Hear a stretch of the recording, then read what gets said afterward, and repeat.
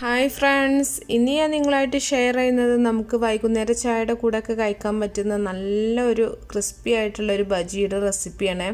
Omelette ബജിയാണ് കേട്ടോ. നല്ല tasty ആയിട്ടുള്ള ഒന്നാണ്. അപ്പോൾ ഇതെങ്ങനെയാണ് ചെയ്യുന്നത് നോക്കിയാലോ.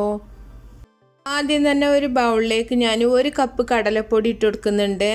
അപ്പോൾ കപ്പളവ് നിർബന്ധമൊന്നുമില്ല കേട്ടോ, നിങ്ങൾക്ക് ഒരു ഗ്ലാസ്സിന് അളന്നെടുത്താലും മതി. ഇനി ഇതിലേക്ക് 1 ടേബിൾ സ്പൂൺ അരിപ്പൊടിയാണ് ചേർത്ത് കൊടുക്കുന്നത്. അപ്പോൾ 1 കപ്പ് കടലപ്പൊടിക്ക് 1 ടേബിൾ സ്പൂൺ അരിപ്പൊടി എന്നുള്ള രീതിയിൽ എടുക്കുക. ഇനി ആവശ്യത്തിനുള്ള മുളക് പൊടിയും കൂടെ ചേർക്കുന്നുണ്ട്. മുളക് പൊടിയൊക്കെ ഓരോരുത്തരുടെ എരിവിനനുസരിച്ചിട്ട് ചേർക്കുക കേട്ടോ. ഇനി ഒരു നുള്ളു കായപ്പൊടി, അതുപോലെ കായം ഇഷ്ടമില്ലാത്തവരാണെന്നുണ്ടെങ്കിൽ കായം ഒഴിവാക്കുക. കായം കൂടെ ചേർക്കുമ്പോഴാണ് ബജിയുടെ ഒരു കറക്റ്റ് ടേസ്റ്റ് നമുക്ക് കിട്ടുക. ഇനി കുറച്ച് മല്ലിയില അരിഞ്ഞതും കൂടെ ചേർക്കുന്നുണ്ട്. ഇതിൻ്റെ കൂടെ നിങ്ങൾക്ക് കറിവേപ്പിലയും കൂടെ അരിഞ്ഞിട്ട് ചേർക്കുക കേട്ടോ. ഇല്ലെങ്കിൽ കറിവേപ്പില മാത്രമായിട്ട് ചേർക്കുക, അതൊക്കെ നിങ്ങളുടെ ഇഷ്ടം പോലെ ചെയ്യുക. ഇനി ആവശ്യത്തിനുള്ള ഉപ്പും കൂടെ ചേർക്കുന്നുണ്ട്. ഇനി ഇത് നല്ലപോലെ ഒന്ന് മിക്സ് ചെയ്തിട്ട് നമുക്ക് സാധാരണ പച്ചവെള്ളം ഒഴിച്ചിട്ട് ഇതൊന്ന് കലക്കിയെടുക്കണം.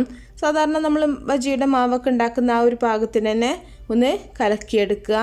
ഓവറായിട്ട് ലൂസ് ആവരുത്, അതുപോലെ ഓവറായിട്ട് കട്ടിയാവും ചെയ്യരുത്. ഒരു പാകത്തിനായിട്ട് വേണം വരാൻ കേട്ടോ.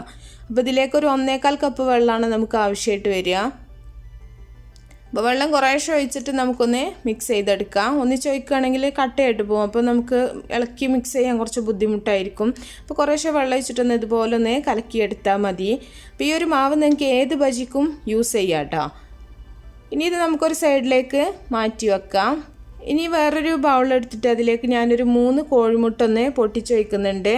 അപ്പോൾ മുട്ട അതുപോലെ തന്നെ നിങ്ങൾക്ക് കൂടുതൽ വേണമെന്നുണ്ടെങ്കിൽ കൂടുതലായിട്ട് എടുക്കുക. അപ്പോൾ ഞാനിവിടെ ഒരു 3 കോഴിമുട്ട വെച്ചിട്ടാണ് ഈ ഒരു ഓംലെറ്റ് ഉണ്ടാക്കുന്നത്. ഇനി ഇതിലേക്ക് നമുക്ക് ഒരു ചെറിയ സവാള അരിഞ്ഞത് ഇട്ട് കൊടുക്കുന്നുണ്ട്. അതുപോലെ തന്നെ ഒരു ചെറിയ തക്കാളി, ആവശ്യത്തിനുള്ള പച്ചമുളകും കൂടെ അരിഞ്ഞത് ചേർക്കുന്നുണ്ട്. ഇത് നിങ്ങൾക്ക് തക്കാളി ടേസ്റ്റ് ഇഷ്ടമില്ല എന്നുണ്ടെങ്കിൽ ഒഴിവാക്കുക കേട്ടോ. അതുപോലെ ക്യാരറ്റ്, ക്യാബേജ്, ക്യാപ്സിക്കം ഒക്കെ ഇതിലേക്ക് ചേർത്ത് കൊടുക്കാം. ഇനി ആവശ്യത്തിനുള്ള ഉപ്പും കൂടെ ചേർത്തിട്ട് നല്ല പോലെ ഒന്ന് മിക്സ് ചെയ്തെടുക്കുന്നുണ്ട്. അപ്പോൾ വെജിറ്റബിൾസൊക്കെ വീട്ടിൽ ചെയ്യുന്ന സമയത്ത് നമ്മുടെ ടേസ്റ്റിനും ഇഷ്ടത്തിനനുസരിച്ചിട്ട് വേണം നമ്മൾ ചേർക്കാനായിട്ട്. ഇനി ഇത് നമ്മൾ സാധാരണ ഓംലെറ്റ് ഉണ്ടാക്കുന്ന പോലെ ഒരു പാൻ അടുപ്പത്ത് വെച്ചിട്ട് കുറച്ച് ഓയിലോ വെളിച്ചെണ്ണ ഒഴിച്ചിട്ട് നമുക്കിതൊന്ന് വേവിച്ചെടുക്കാം.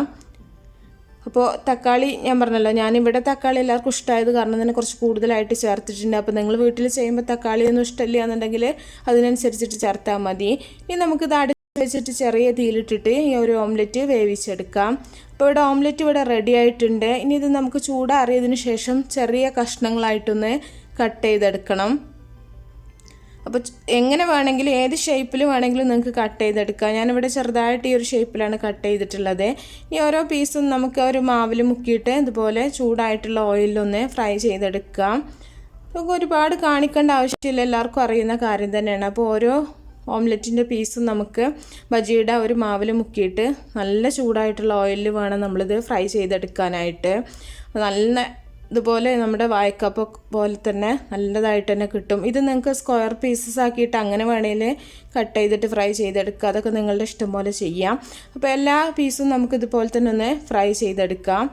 ഓംലെറ്റ് സാധാരണ ഓംലെറ്റായിട്ട് കഴിക്കാൻ തന്നെ ടേസ്റ്റിയാണ്. അപ്പോൾ ബജിയായിട്ട് കഴിക്കുമ്പോൾ സൂപ്പർ ടേസ്റ്റിയാണ്. അപ്പോൾ എല്ലാവരും ഒന്ന് ഉണ്ടാക്കി നോക്കുക. അപ്പോൾ ടൊമാറ്റോ സോസിൻ്റെ കൂടെയൊക്കെ സെർവ് ചെയ്യുകയാണെന്നുണ്ടെങ്കിൽ വൈകുന്നേരം ചായക്ക് സൂപ്പറാണ്. അപ്പോൾ ഉണ്ടാക്കി നോക്കുന്ന സമയത്ത് നിങ്ങളുടെ അഭിപ്രായങ്ങളൊക്കെ അറിയിക്കുക. ഇഷ്ടപ്പെട്ടാൽ ലൈക്ക് ചെയ്യുക, അതുപോലെ ഷെയർ ചെയ്യാം. അപ്പോൾ നല്ല റെസിപ്പികളൊക്കെ ആയിട്ട് നമുക്ക് അടുത്തൊരു വീഡിയോയിൽ കാണാം. ഓക്കേ.